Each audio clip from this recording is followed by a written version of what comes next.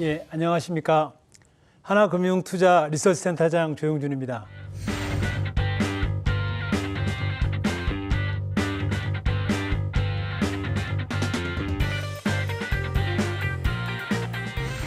이런 또 포럼 기회를 돼서 또 찾아뵙게 돼서 너무 영광이고 또 즐겁습니다.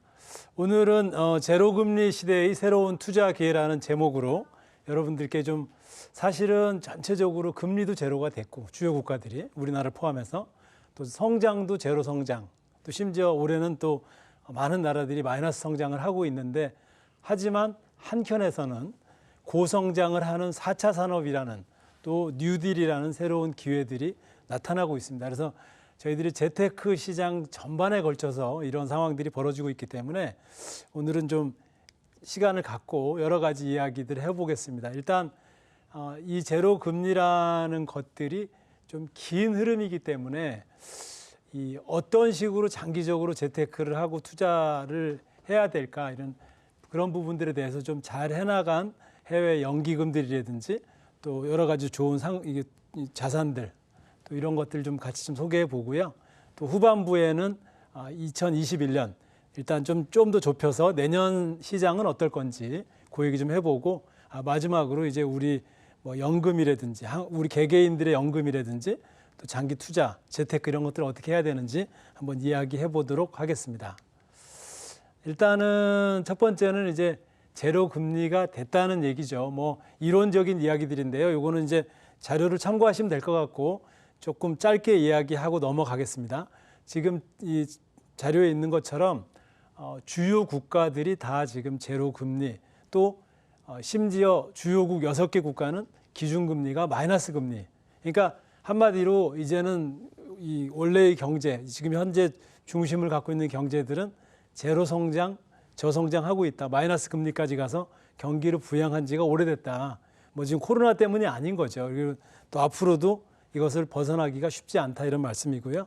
그 다음 페이지 말씀드려보면 이제 우리나라 상황인데, 우리나라도 역시 올해를 코로나를 계기로 해서 이 제로금리 시대로 접어들었죠. 뭐 이따 얘기 또 말씀드리겠습니다만 불행하게도 이게 빨리 극복이 안 되고 지금 0.5라는 기준금리가 0.75 한 번 더 올라가는, 제로금리를 벗어나지 못하더라도 금리가 올라가는 거는 내년이 아니고 후년 정도로 저희들이 보고 있을 정도로 사실은 경제 상황이 좋지 않고, 또 이 그래프에 있는 것처럼 주요 국가들이 유동성을 이렇게 많이 풀어갖고 돈을 풀어서 국가 부채들, 정부 부채들이 지금 계속 올라가고 있는 그런 상황인 거죠. 그래서 그런 측면에서는 사실은 금리를 올리기가 쉽지 않다라고 말씀드릴 수 있겠습니다. 그러면 이런 상황에서 어떻게 재테크를 해야 되나?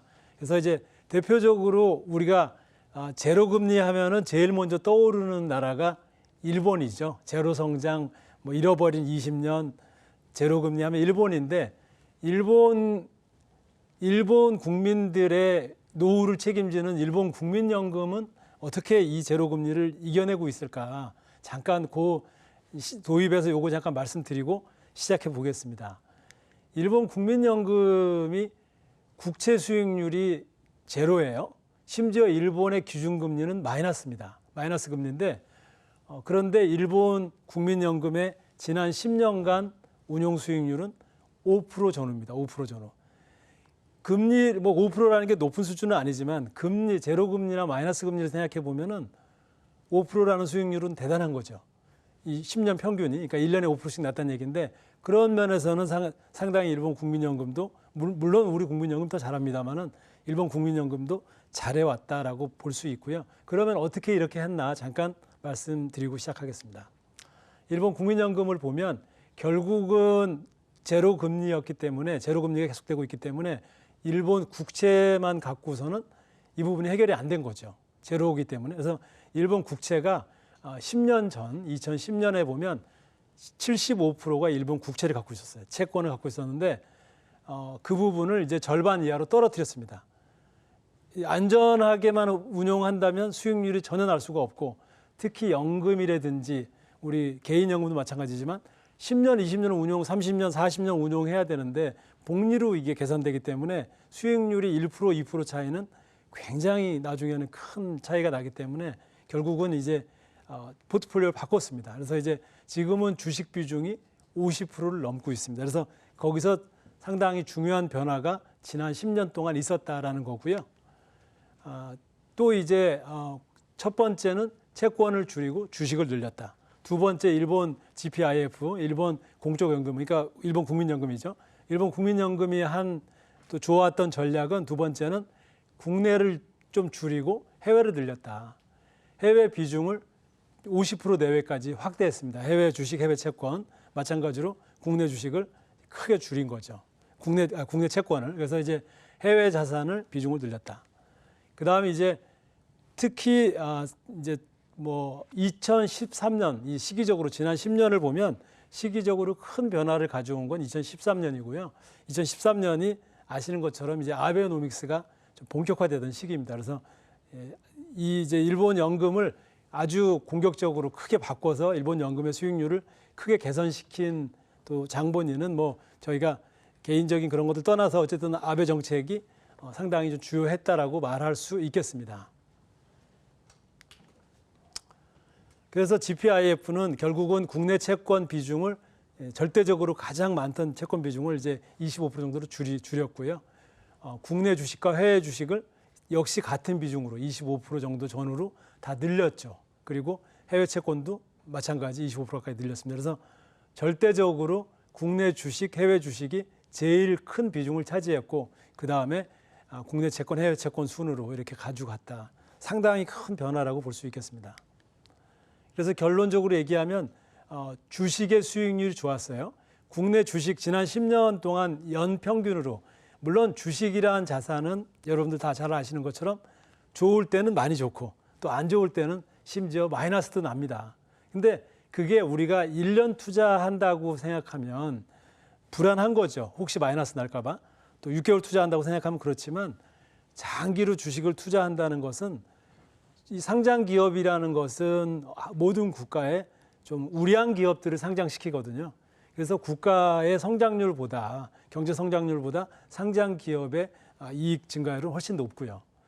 더더군다나 이 포트폴리오 투자하는 건 우량주 투자하기 때문에 우량 기업들은 더 성장률이 좋기 때문에 누적적으로 수익률은 이 1년, 2년 놓고 보면 불안하실 수 있지만 평균으로 이렇게 합산해서 수익률을 보면 해외 주식, 사실은 미국 시장이 가장 좋았기 때문에 일본의 해외 주식 수익률도 9%대가 나왔죠. 거의 10% 가까이 나왔고요. 그 다음에 일본의 국내 주식 수익률도 7.5% 정도 나왔습니다. 그래서 절대적으로 주식 수익률이 높았죠. 그래서 뭐 8% 합산하면은 8%대 중반 이상 나왔기 때문에 일본의 연금 수익률이 5%대를 갈 수 있었던 겁니다.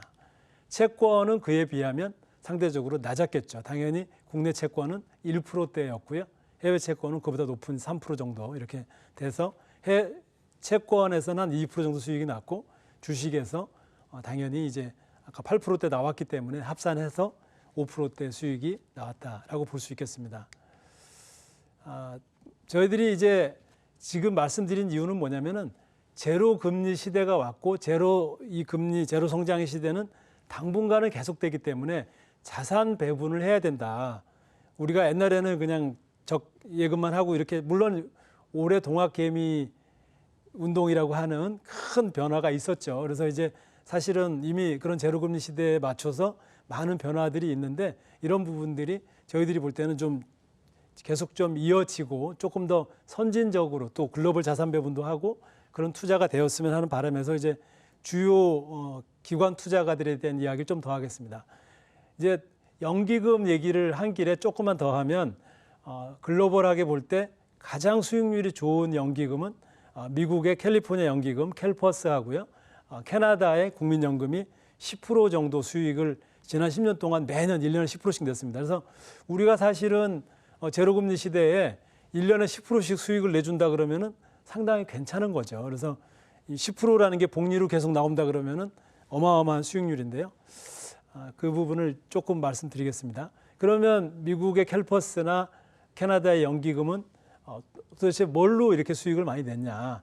뭐 우리가 역시 잘 아는 이 내용을 보면은 주식, 채권, 뭐 부동산, 대체 투자 뭐 이런 것들인데 이 두 연기금 비슷합니다. 미국 캘퍼스나 캐나다 연기금이나 주식 비중이 50% 정도, 절반을 차지하고 있고요.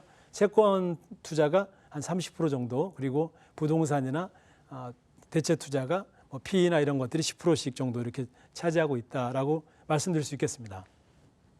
수익률은 역시 주식 비중이 높기 때문에 변동성이 좀 있어요. 그러니까 그 부분은 우리가 인정을 해야 되죠.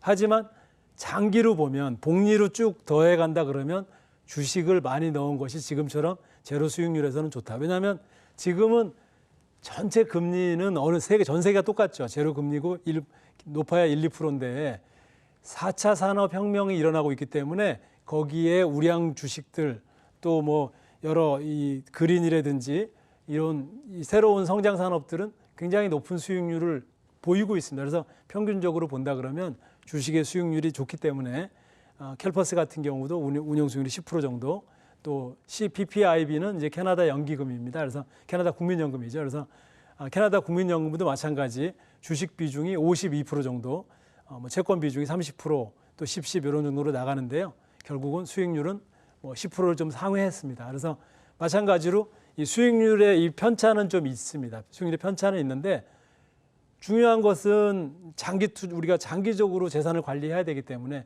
올해 지금 수익률이 중요한 게 아닌 거죠. 그래서 그렇게 본다 그러면 자산 배분을 해서 꾸준히 수익률 관리를 하는 것이 중요하겠다라고 말씀드릴 수 있겠습니다. 뭐 짧게 잠깐 실제로 이제 지난 리만 사태 제로 금리가 된 이후로 수익률을 보면 상대적으로는 이제 주식 수익률이 좀 좋았다. 그리고 달러가 약세가 돼서 뭐 이렇게 이머징, 특히 이제 한국이나 중국 이런 데가 단기적으로 또 나쁘지 않았다 이렇게 말씀드릴 수 있고요. 채권도 나쁘지는 않은데 이제 국채 같은 경우도 이제 금리가 떨어지면서 수익이 났기 때문에 채권도 그렇고 그다음에 이제 금 수익률도 좋았다. 어쨌든 주식 수익률이 좋았고요. 더 이제 중요한 거는 대형 기술주, 우리가 빅테크 기업이라고 얘기하는 뭐 흔히 팡이라고도 얘기하고 뭐 중국에도 그 BAT, 뭐 텐센트, 알리바바 이런 기업들이 있죠. 그래서 많은 이런 빅테크 기업들, 4차 산업 기업들이 있는데 이런 기업들이 수익률이 절대적으로 좋았죠. 그래서 많은 분들은 그런 얘기를 하세요. 이 팡 주식이라든지 기술주 거품이다 이런 얘기 하는데 제가 이제 그래프를 같이 갖고 왔는데 주가도 많이 올랐어요. 근데 이익도 오른쪽 그래프에 보시면 자료에 나중에 이제 보시면 되는데 이익도 연평균으로 20%, 30%, 40%씩 늘었습니다. 매년 30%씩 이익이 증가했어요. 1년에 27% 증가하면 복리로 계속 곱해 나가면 10년이면 10배가 되거든요. 그게 이제 10배 법칙인데 27% 근데 심지어 27%더 되게 30% 페이스북은 40%씩 순이익이 증가할 정도로 고성장을 한 거죠. 그러니까 이 주가도 당연히 뭐 몇 배씩, 10배씩 이렇게 주가도 올라와서 항상 버블이죠. 항상 거품이고 항상 높다고 얘기하는데 아마존은 최근에 그 클라우드 부분까지 좋아져 갖고 제가 판단할 때는 PER이라고 그러죠. 주가 수익률은 주가하고 수익의 비율은 오히려 떨어졌습니다. 옛날에는 100배 이상이었는데 PER이 지금은 뭐 70배, 80배로 떨어졌죠. 그래서 이익 증가가 계속 되고 있기 때문에 사실은 이걸 봐야 된다고 저는 보거든요.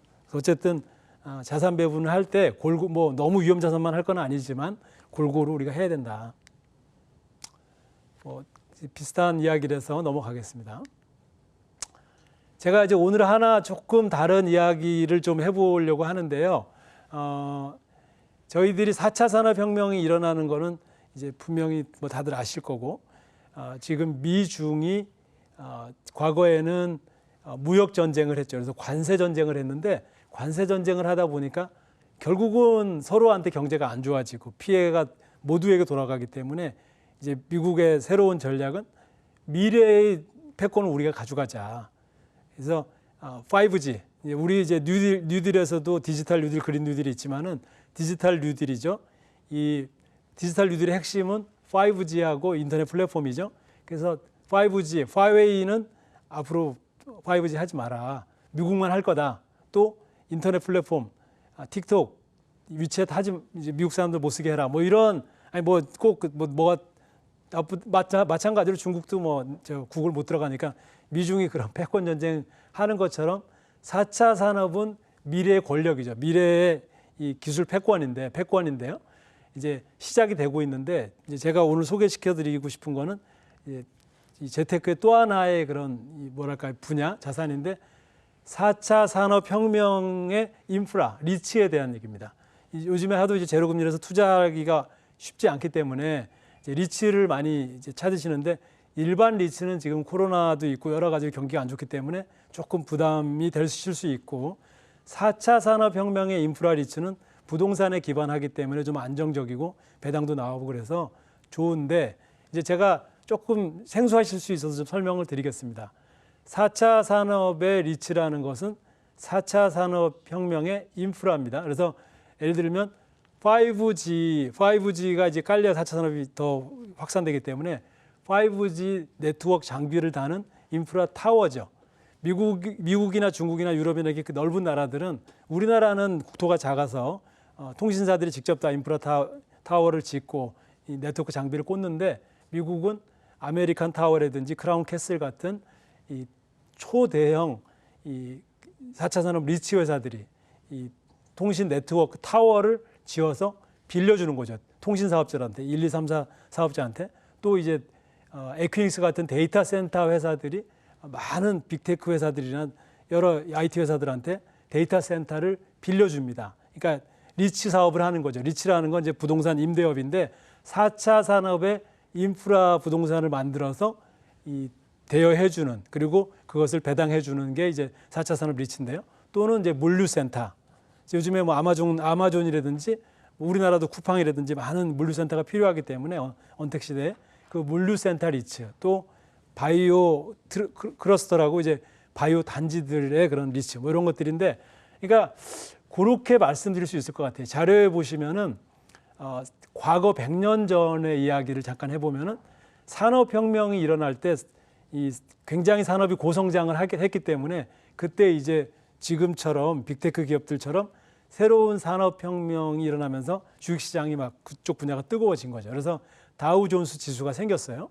그 다우존스 지수가 그 당시에 생겼는데 그 생겼을 당시에 11개 기업으로 다우존스 지수를 만들었는데 그중에 9개 기업이 철도 기업이었어요. 철도 기업.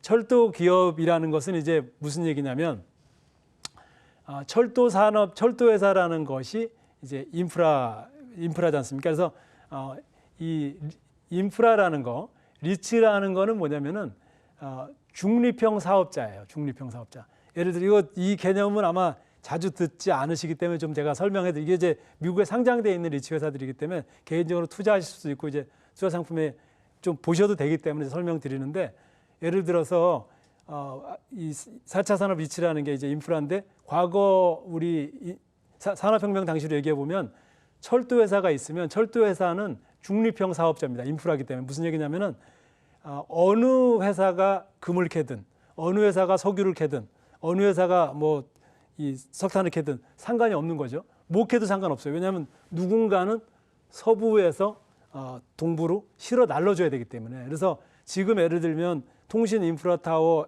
아메리칸 타워가 미국에서 1등이고 세계에서도 1등인데 통신 1, 2, 3, 4 사업자 중에서 누가 5G를 잘하든 상관별로 없어요. 왜냐하면 그 산업의 성장만큼은 계속 누가 달아도 달 거기 때문에 이 철도하고 똑같은 거죠. 뭐 데이터 센터도 똑같습니다. 그래서 이 인프라 산업은 조금 중위험 산업인 거죠. 이 4차 산업 빅테크 기업들이 이제 물론 뭐 워낙 그 강력합니다만 그 기업들한테 투자할 때도 이제 혹시 다른 기업이 또 올라가면 어떡하나 주식이기 때문에 기업에 투자는 주식이기 때문에 장기 투자하기 불안하신 면이 있으시잖아요. 하지만 이제 인프라 기업들은 그런 중립형, 그래서 이제 위험 측면에서 중립형 사업자라고 얘기하고 누가 1등이 그 분야에서 1등이든 상관이 없는 거죠. 그 인프라는 다 이용하니까. 그래서 이제 상대적으로는 중위험에 좀 특히 4차 산업이기 때문에 또 성장성은 좀 좋은. 그래서 제가 4차 산업의 리츠에 대해서 좀 소개를 좀 드리고 있고요. 그런 면에서 그러다 보니까 산업혁명 때도 실제로 돈은 누가 벌었어요? 철도회사가 번 거죠. 그래서 11개 다우존스 지수의 회사 중에서 9개는 철도 회사가 차지하게 된 거죠.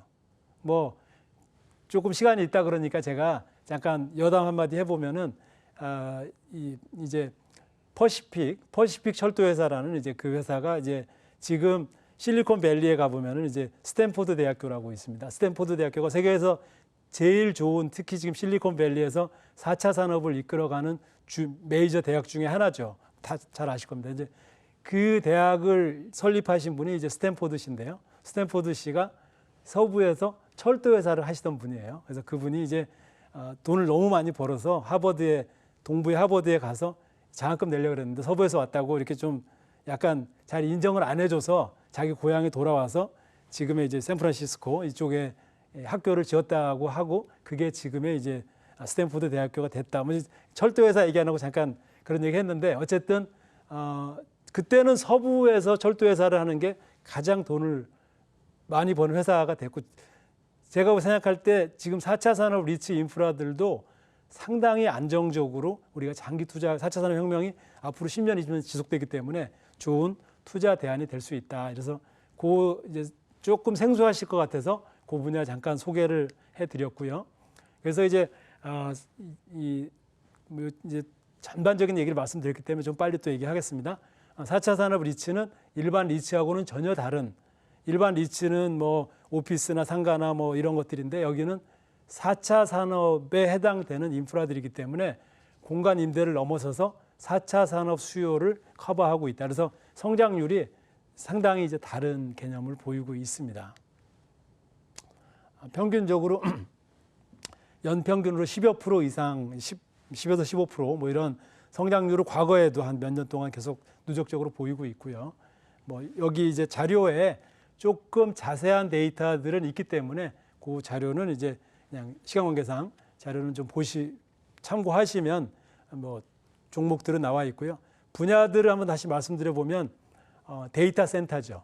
지금 데이터 센터라는 거는 우리가 뭐 이 방송도 유튜브로 나가겠지만 지금은 많은 분들이 유튜브를 보고 계시죠. 뭐 연예인 분들도 다 유튜브를 하고, 또 하여튼 유튜브를 다 이제 보고 계시고, 또 넷플릭스로 뭐 드라마 영화도 보고 계시고, 또 화상 영상으로 또 교육도 하고 온라인 교육하고, 이 많은 데이터들을 움직이고 있기 때문에 데이터 센터를 많이 안 지으면 계속 끊기게 되겠죠. 이 저장이 안 되고 뭐 이 여러 가지 이렇게 뭐랄까요, 빅데이터들로 다시 재구성해야 되는데 어려워지겠죠. 그래서 데이터 센터들은 계속적으로 만들어져야 되는 그런 상황이고요. 뭐 우리나라는 말씀드렸지만 이제 이런 큰 기업들 중심이지만은 미국이나 유럽이나 땅은 넓고 그 많은 4차 산업 수요들이 있기 때문에 지속적으로 데이터 센터도 커지고 있고, 그 다음은 이제 5G의 통신 인프라 타워, 그리고 아까 말씀드린 것처럼 이커머스, 지금 이제 온라인 쇼핑 이런 것들을 위한 물류센터, 그리고 이제 바이오 클러스터, 이런 다양한 분야 4차 산업으로 우리가 이동하기 위해서, 가기 위해서 필요한 인프라들, 이런 부분들은 좀 보실 필요가 있다. 이제 특히 연금 펀드 같은데 저는 이게 좋다고 보는데요. 뭐냐면은 샤프 값이라고, 펀드를 보면 평가하는 기준이 샤프 값이라고 있습니다. 샤프 값이 뭐냐면 이제 수익률하고 위험이라는 거는 이제 저희들 이제 용어로는 분산인데요. 그러니까 움직임, 떨어지고 올라가고 이 분산값인데요.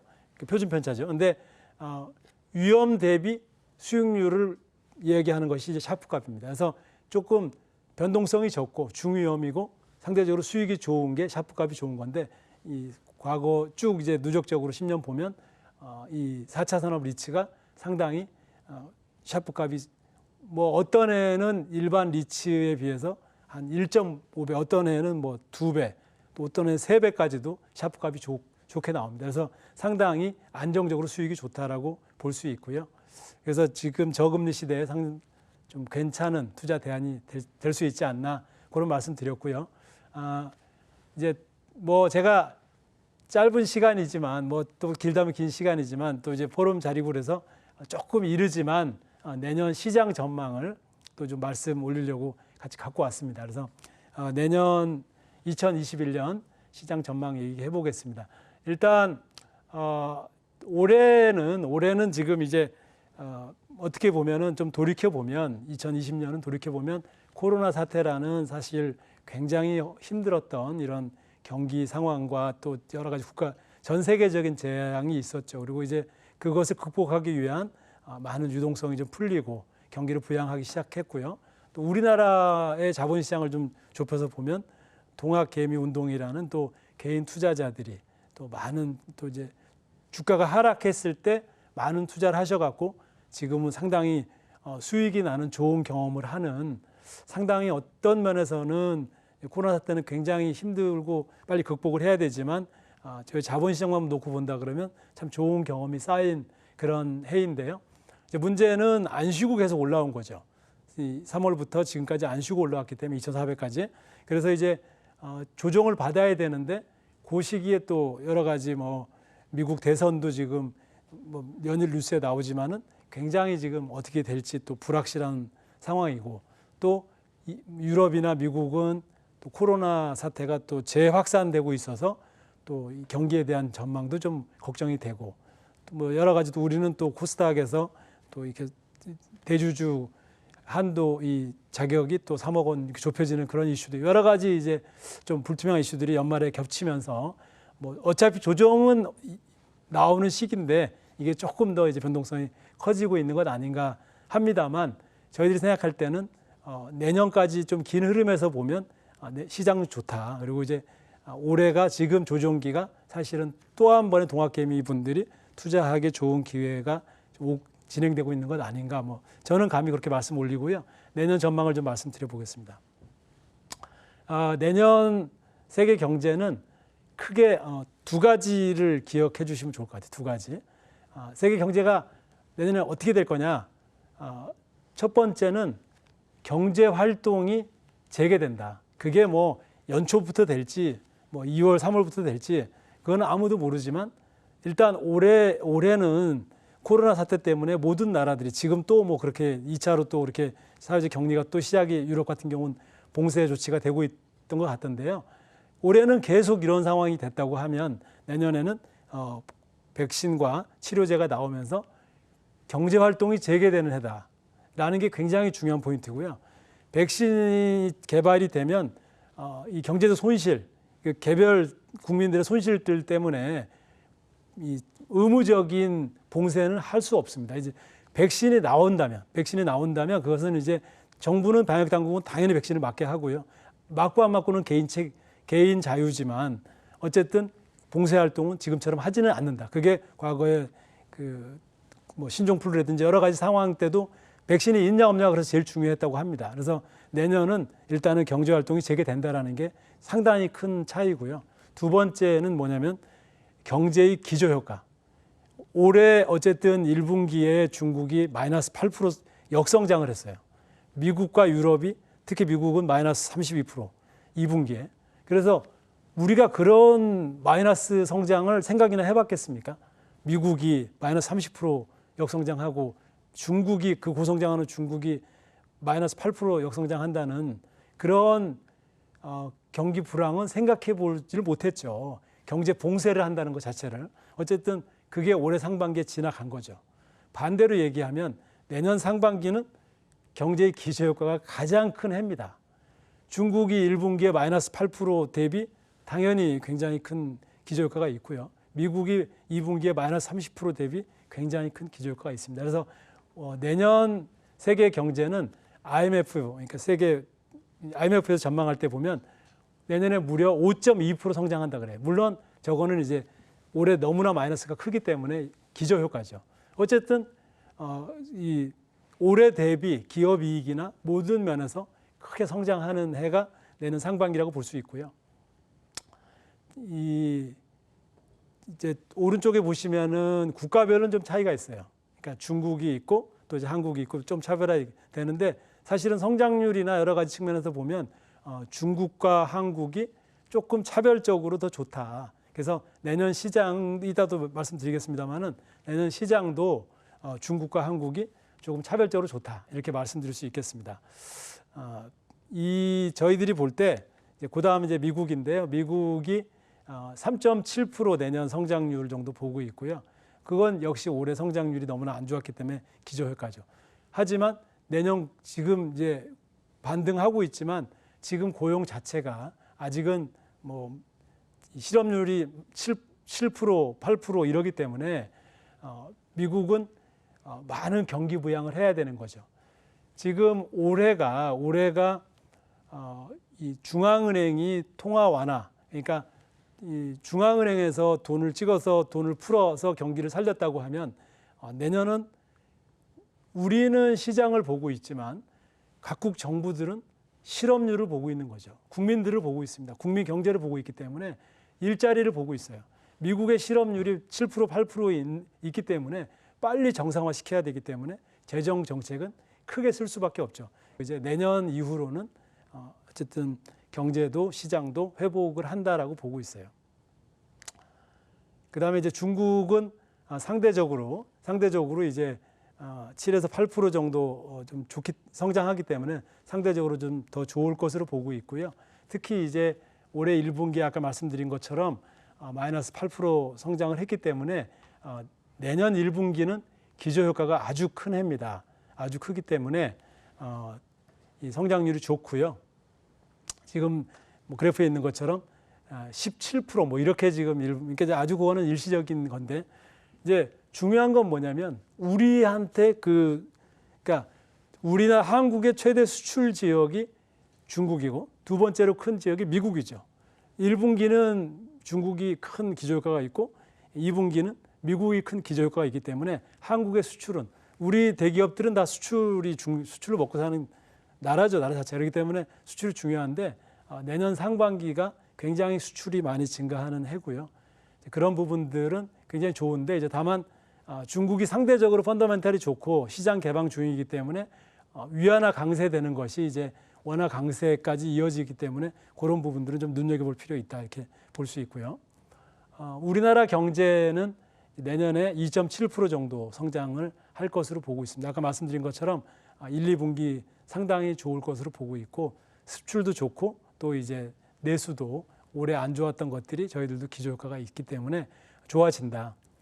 환율은 지금 너무 급하게 절상이 돼서 이제 뭐 워낙 강세가 되면 뭐 시장에 좀 더 좋고 뭐 이런 얘기를 했었습니다만 지금은 너무 빨리 강세가 돼서 수출 기업들이 오히려 채산성에 부담 주는 거 아니냐 이런 우려까지 있고 한데 뭐 중국 채권 시장 개방되는 부분, 위안화 강세, 뭐 이 상대적으로 한국, 중국이 좀 펀더멘탈이 좋은 거 뭐 이런 것들이 일시에 반영돼 갖고 지금 급하게 내려왔기 때문에 오히려 내년 상반기에는 다시 조금 안정적으로 1,140원 이렇게 간다 이렇게 보고 있고요.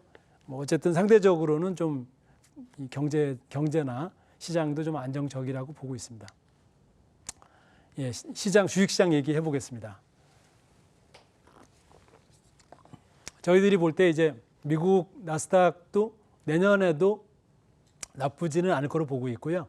상대적으로 보면 해외 시장에서는 미국과 중국을 같이 얘기할 수 있는데 저희들이 생각할 때는 미국도 이번에 조정을 받고 다시 올라갈 것으로 보고 있지만 상대적으로 더 좋은 시장은 중국 시장이다 이렇게 보고 있습니다. 중국 시장은 시장 개방 효과하고 또 상대적으로 좀 펀더멘탈이 좋은 부분 뭐 이런 부분들이 겹치고 있기 때문에 외국인 매수하고 또 위안화 강세 효과, 시장 개방 효과, 뭐 경기 회복 효과 이런 것들 감안해 보면 조금 더 투자 기회가 있는 것 아닌가. 뭐 물론 뭐 미국 시장도 나쁘지는 않다고 보고 있어요. 저희들이 이제 볼 때 뭐 지금도 약간 시장의 조정을 받기 때문에 그런 얘기들이 나옵니다. 뭐냐면은 이 과거에도 보면은 항상 두 가지 얘기를 이제 이렇게 큰 위기 이후에 경기가 좀 좋아질 때 두 가지 얘기가 나온다 그래요. 하나는 더블 딥이 온다. 이 한 번 위기가 왔다가 다시 또 한 번 안 좋아진다. 지금도 뭐 2차 코로나 또 미국이나 유럽에서 오기 때문에 뭐 그런 얘기들이 또 나오는 것 같고요. 또 한 가지는 이번 위기는 정말 다른 위기다. 뭐 사상 초유의 위기다. 뭐 금융시장이 이제 더 이상 뭐 하여튼 여러 가지 막 이런 이번 위기는 다르다. 이런 두 가지 얘기가 주로 많이 나온다고 하는데 그 어느 때나 다 마찬가지죠. 뭐 리만 사태 때도 그랬고 뭐.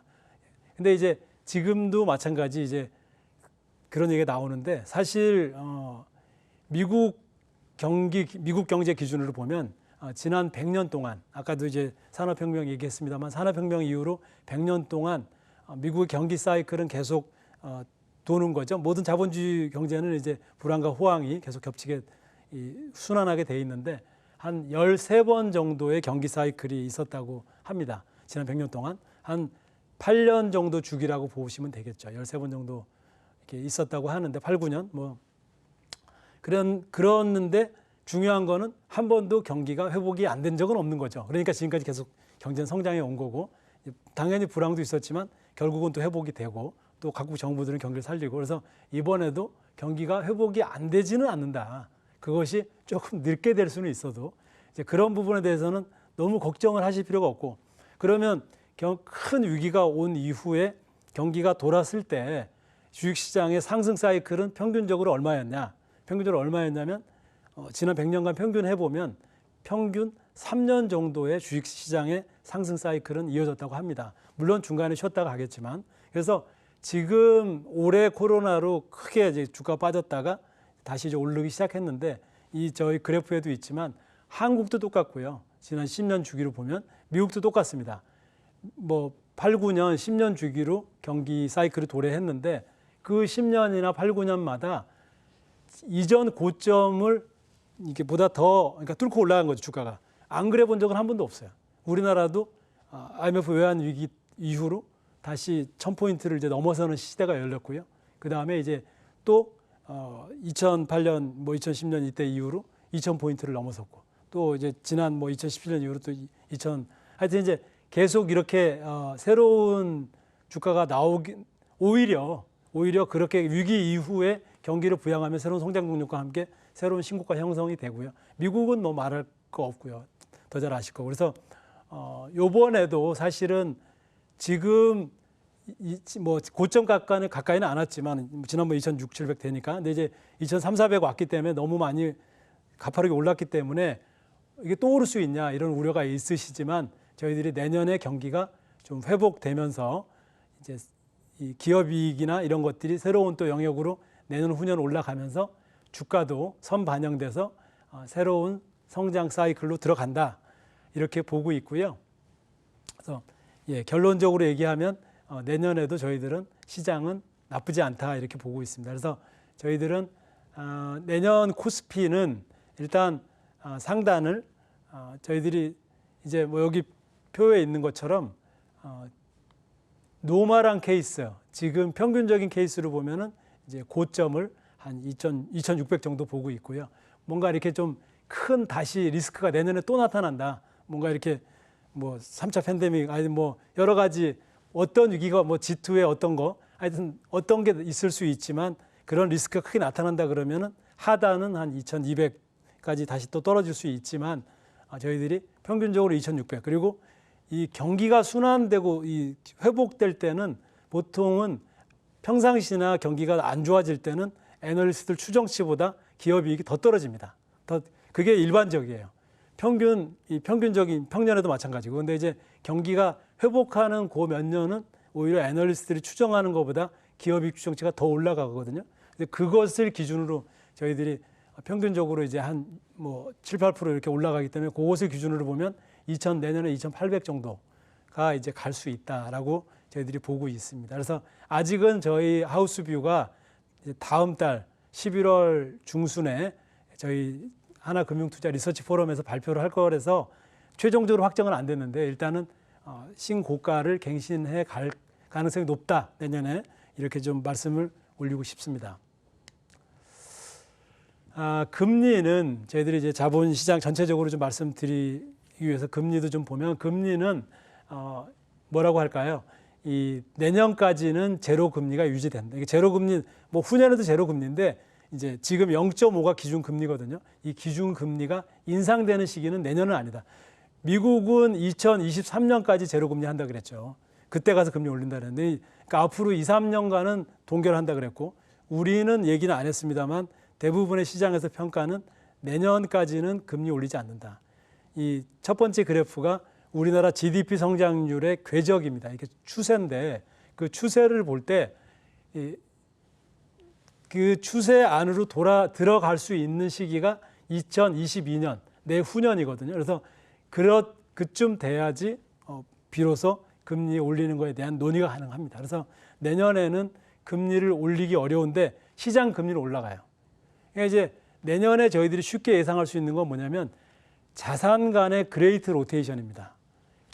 그레이트 로테이션이라는 건 뭐냐면 자산 간의 큰 대이동인데 올해 기관 투자가들 기준으로 보면 올해는 채권을 갖고 있는 기관 대부분 갖고 있잖아요. 채권을 갖고 있는 기관 투자가들은 큰 수익이 났죠. 채권 금리가 제로까지 떨어졌기 때문에. 금리가 떨어진다는 것은 채권 가격이 올라간다는 얘기죠. 그래서 주식을 많이 안 사도 수익이 잘 나는 해였어요. 많은 기관 투자가들이 다 채권으로 돈을 많이 벌었는데 문제는 내년이죠. 2021년에는 이제 경기가 조금씩 좋아지고 주가 자꾸 올라가면 금리도 올라갑니다. 금리가 올라간다는 것은 채권 가격이 떨어진다는 뜻이죠. 지금 채권으로 수익이 나서 채권을 많이 갖고 계신데 계속 이걸 갖고 있다가는 내년에는 수익이 아니고 가격이 떨어지니까 손실이 나게 되는.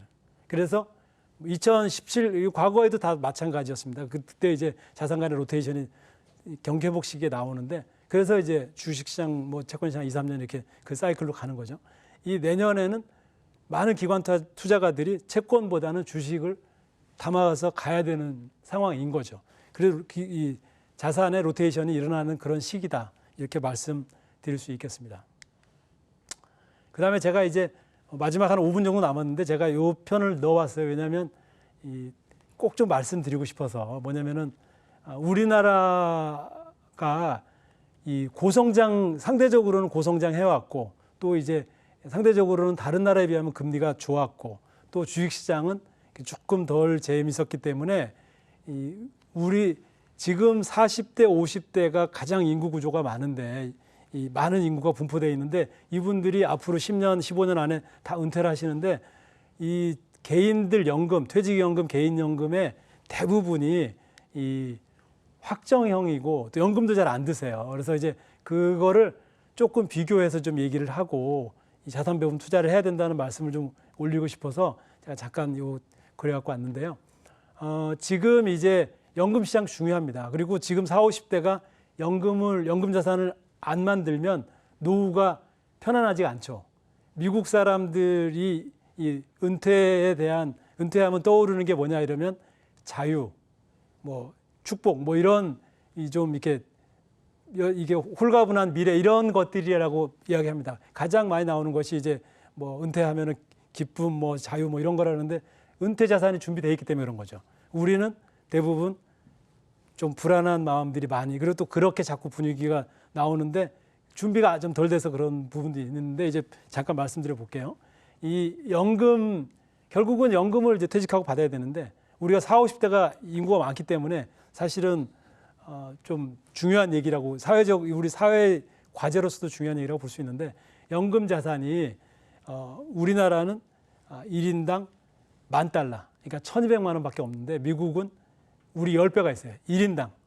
뭐 전체 사회 규모가 아니라 한 사람당 연금 자산 규모가 한국하고 미국하고 10배 차이입니다. 그러니까 연금에 투자를 안 하고 있는 거죠. 안 붙고 있는 거죠. 그래서 그런 부분들은 뭐 정부나 기업들도 노력해야 되겠지만 개인 분들도 사실은 연금이 제일 좋은 게 뭐냐면은 연금 넣을 때 소득공제 해주거든요. 세금으로 혜택을 줘요. 찾을 때도 그렇고. 그런데 이제 연금 수익률만 좋아지면 사실은 연금처럼 좋은 게 없거든요. 이중으로 수익이 나니까. 그리고 노후가 편안하기 때문에. 그래서 연금은 우리는 이제 지금 40, 50대들이 열심히 쌓아야 된다고 저는 생각하고 있고 더 중요한 건 요거죠. 연금의 상품 수익률입니다. 상품 구성하고. 그래서 미국은 보면은 이 연금의 구성이 국내 주식형 또 해외 주식형 그리고 TDF라고 이제 생애 주기형 그러니까 주식이 들어있는 그런 이제 생애 주기형까지 합치면 거의 65% 절반도 훨씬 넘는 부분이 위험자산, 주식이 대부분인 자산으로 들어가 있어요. 그래서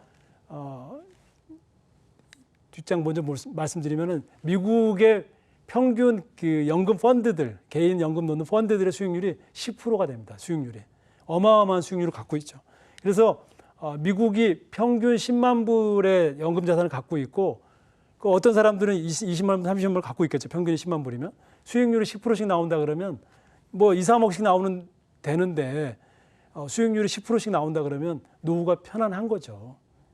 이제 그런 부분 뭐 더 많은 사람도 있고 어쨌든 그래서 401k 갑부 얘기도 나오고 이제 상대적으로 보면 우리는 연금에 대한 준비가 안 돼 있고 특히 이제 상품 구성을 보시면 오른쪽에 저희 연금은 원금 보장형. 그러니까 이제 이자를 받는 건데 지금 문제는 제로 금리 시대가 됐다는 거죠. 제로 금리 시대가 됐고 이 연금이라는 거는 1년을 넣는 것이 아니고 10년, 30살에 시작해도 20년, 30년 뭐 이렇게 아주 오랫동안 복리로 넣기 때문에 이 상품의 수익률이라는 것이 굉장히 중요합니다. 그래서 저희들이 생각할 때는 연금 자산의 투자자산의 구성을 특히 이제 개인연금 같은 경우는 IRP 같은 경우는 개인들이 하실 수 있기 때문에 바꿔 나가 이번에 동학개미가 굉장히 좋은 경험하셨기 때문에 바꿔 나가셨으면 좋겠고요. 그래서 우리는 지금 평균적으로 수익률이 2%대거든요. 미국은 10%에서 이런 부분들은 사회적으로 상당히 지금 이번에 동학개미의 좋은 경험처럼 연금 자산도 많이 붙고 또 좀 장기 투자하는 연금이라는 게 아까 국민연금이나 캘퍼스 보여드렸지만 장기로 투자하면 좋거든요. 그래서 이제 그런 부분들을 얘기했으면 좋겠습니다. 오늘 이제 제가 약 50분 동안 그 많은 이야기들을 좀 해보고 싶었습니다만 어쨌든 시간이 다 됐고요. 마지막으로 이제 내년까지 좀 이 시장의 포트폴리오를 어떻게 가져가야 되느냐 조금 이제 말씀드리고 마무리하도록 하겠습니다. 일단은 환율을 좀 보면은 환율은 지금부터 내년까지는 원화나 위안화가 상대적으로 좀 강세로 갈 가능성이 높다. 물론 이미 좀 강세로 왔지만 어쨌든 저희들은 계속 그런 전망을 하고 있고요. 그래서 한국 시장, 중국 시장도 상대적으로 좀 괜찮다라고 보고 있고요. 뭐 채권보다는 주식 시장을 좀 비중을 더 늘려야 된다. 내년까지 경기 회복이 본격적으로 되는 게 내년이죠, 사실은. 그래서 내년에는 지금 주식으로 보면은 가치주가 있고 뭐 그러니까 포스코라든지 현대차라든지 뭐 석유화학 주식이라든지 철강주라든지 이 은행주라든지 이 우량주임에도 불구하고 주가가 뭐 거의 절반 가까이 돼 있는 이런 가치주가 있고 또 이제 이 성장주들이 있는데 이 두 가지가 사실은 내년에는 저는 다 오를 수 있다고 봅니다. 그래서 리스크를 감안해 보면은 한 절반씩 이렇게 투자하시는 것도 괜찮고 또 뭐 미국이나 중국 같은 해외 투자도 좀 섞어서 하시는 것도 괜찮고 어쨌든 주식시장도 괜찮다고 보고 있고요. 대체 투자를 하신다 그러면은 아까 말씀드린 4차 산업 리츠 이런 것들 하시면 좋을 것 같고 이 연금 상품에 대해서 우리가 좀 생각을 바꿔야 된다라는 거 마지막으로 좀 제로금리 시대에 좀 말씀을 드려봤습니다. 예, 또 나중에 또 저희 회사 또 여러 가지 프로를 통해서 또 찾아뵙도록 하겠습니다. 예, 이것으로 마치겠습니다.